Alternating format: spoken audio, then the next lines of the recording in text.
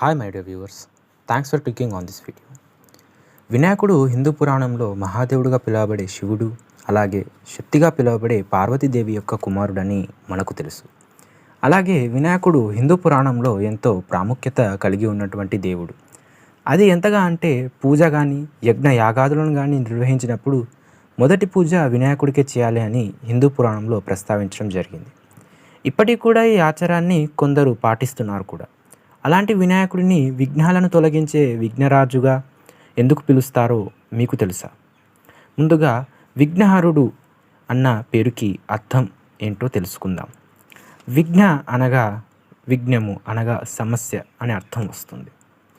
హరుడు అనగా హరించేవాడు లేదా తొలగించేవాడు లేదా దూరం చేసేవాడు అని అర్థం వస్తుంది. దీని యొక్క పూర్తి అర్థం ఏమిటి అంటే విఘ్నాలను లేదా అడ్డంకులను దూరం చేసేవాడు అని అర్థం.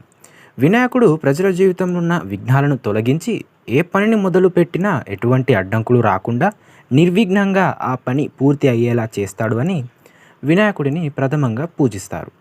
అలాగే విఘ్నహరుడు, విఘ్నరాజు అని పిలుస్తారు. అసలు ఈ పేరు వెనుక ఉన్న కథ ఏమిటో ఇప్పుడు తెలుసుకుందాం. మహాభారత గ్రంథాన్ని రాసింది వేదవ్యాసుడని మనకు తెలుసు, కానీ ఆ గ్రంథాన్ని రాసింది నిజంగా వేదవ్యాసుడు కాదు. మహాభారత గ్రంథాన్ని గ్రంథస్థం చేయాలి అని వేదవ్యాసుడు శివపార్వతుల దగ్గరికి వెళ్తాడు. వెళ్ళి వారితో మహాభారత గ్రంథాన్ని రాయడానికి ఒకరు కావాలని కోరుతాడు. అప్పుడు శివపార్వతులు వినాయకుడిని చూపిస్తారు వేదవ్యాసుడికి. అప్పుడు వేదవ్యాసుడు వినాయకుడిని మహాభారత గ్రంథం రాయవలసిందిగా కోరుతాడు. దానికి వినాయకుడు వేదవ్యాసుడితో, మీరు మధ్య మధ్యలో ఎటువంటి విరామం లేకుండా చెప్తేనే రాస్తాను అని షరతు పెడతాడు. దానికి వేదవ్యాసుడు ఒప్పుకొని, నేను చెప్పే శ్లోకాలు నీవు అర్థం చేసుకొని ఆపకుండా రాయాలి అని తిరిగి షరతు పెడతాడు. దానికి వినాయకుడు కూడా ఒప్పుకుంటాడు. అలా గ్రంథాన్ని రాయడం మొదలు పెడతారు. వ్యాసుడు చెప్పే శ్లోకాలను వినాయకుడు అర్థం చేసుకొని గ్రంథాన్ని ఆపకుండా రాస్తాడు. అలా రాస్తున్న క్రమంలో వినాయకుడి యొక్క కలం విరిగిపోతుంది.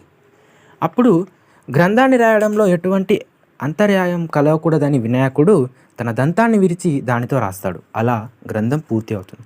వినాయకుడి యొక్క చిత్తశుద్ధిని చూసిన వ్యాస మహర్షి ఎటువంటి అడ్డంకులు లేకుండా గ్రంథాన్ని పూర్తి చేసినందుకు విఘ్నరాజుగా, విఘ్నహరుడిగా ప్రసిద్ధి చెందుతావు అని దీవిస్తాడు. అలా వినాయకుడికి విఘ్నహరుడు అన్న పేరు వచ్చింది.